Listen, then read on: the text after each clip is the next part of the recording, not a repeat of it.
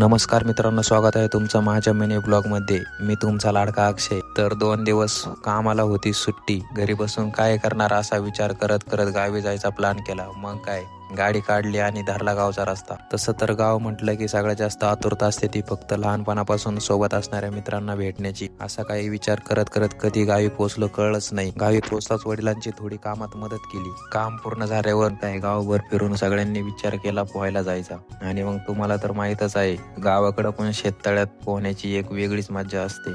आणि मग काय, निघालो आम्ही सगळे उसातून मकातून रस्ता काढत पोहोचलो शेततळ्यावर. हा आमचा रोशन बघा काय म्हणतो. नाद करते की नाद पोहायला यावं लागतं.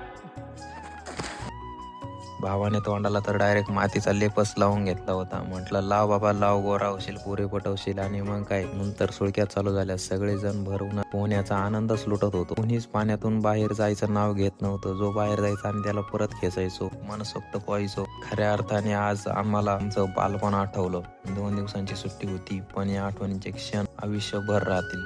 तर मित्रांनो, कसा वाटला आमचा ब्लॉग? आवडला असेल तर फॉलो करा, सबस्क्राईब करा. धन्यवाद.